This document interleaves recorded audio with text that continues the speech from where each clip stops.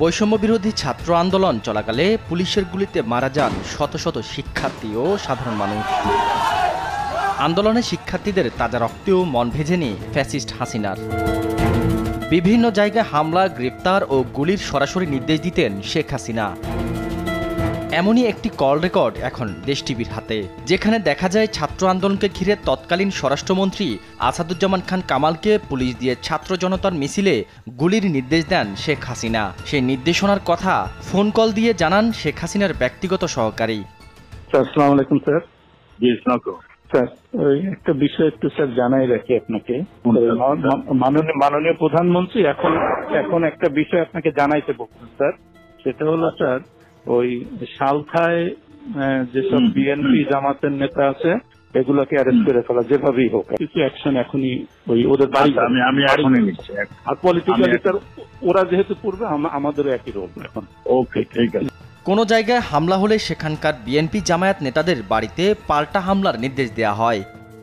From your intelligence source যে এরপরে যদি কোনো এসিল্যান্ড অফিস, ইউনো অফিস, থানা বা এই জাতীয় কোনো আক্রমণ হয় তাহলে বিএনপি জামাত এবং হেফাজতের ওই নেতাদের বাড়িতে আক্রমণ হবে। কোনো ভূমি অফিসে আগুন দিলে যেন সেখানকার হেফাজত ও বিএনপি জামায়াতের নেতাদের জমির রেকর্ড না দিয়ে সেই জমি দখল করার নির্দেশও দেওয়া হয় স্বৈরাচারের স্বরাষ্ট্রমন্ত্রী কামালকে।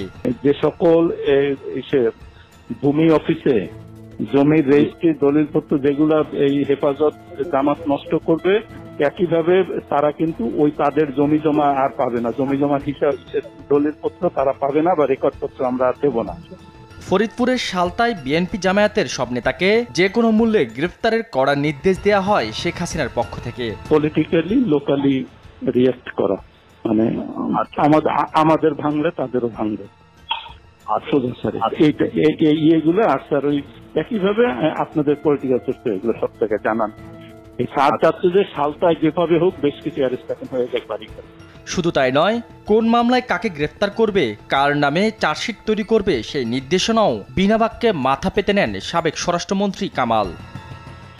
আমি আচ্ছা, আরেকটা জিনিস ওনার সঙ্গে, আমি কি ওই যে ইসের চার্জশিট আজকে হচ্ছে শাফি হুজুরের যে হত্যা, এখানে মামুনের সংশ্লিষ্টটা আমরা এটা খুঁজে পাইনি, কিন্তু বাবুনগরীরটা পাওয়া গেছে। ওনাকে একটু জানিয়ে দিন, তাহলে আমরা চার্জশিটটা রেডি করি। ছাত্র জনতার অভ্যুত্থানে ক্ষমতাচ্যুত শেখ হাসিনা পালিয়ে যাওয়ার পর থেকেই আসাদুজ্জামান খান কামাল লোকচক্ষুর আড়ালে। তাকে অচিরেই গ্রেফতারের দাবিতে এখন সোচ্চার সারা দেশের সাধারণ মানুষ। শাহাদাত নিশাত, দেশ টিভি, ঢাকা।